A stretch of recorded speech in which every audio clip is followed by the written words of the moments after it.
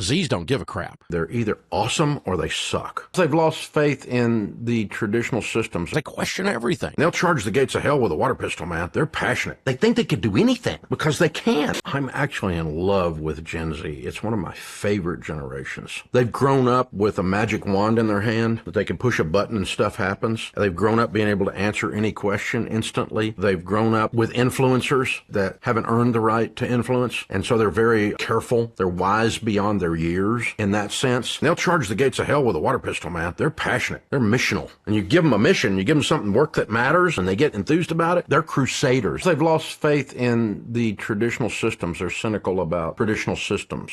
Suspect of the man. Sometimes in a toxic way, sometimes in a good, healthy way. It comes from a positive place because they're so empowered. They think they could do anything because they can. They can just push a button and crap happens. It's an abundance mentality, but it's a weird one. It isn't a level of kind of arrogance, but it's not malice. It's not like they're being belligerent about it. It's native to them.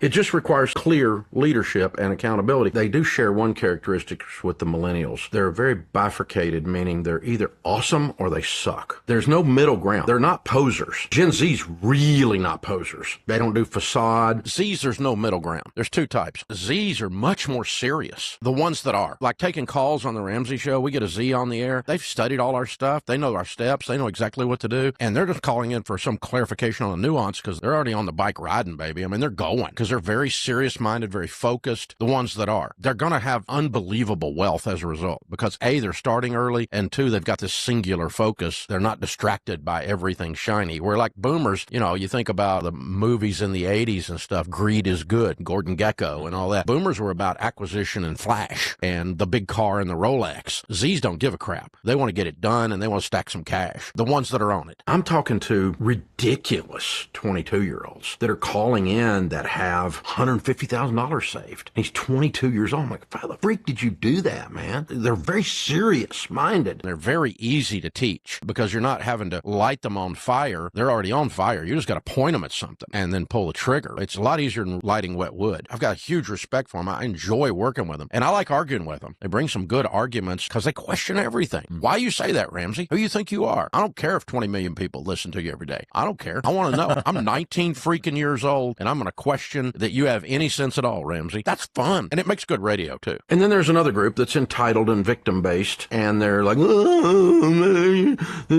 capitalism has failed me, you know, bullcrap.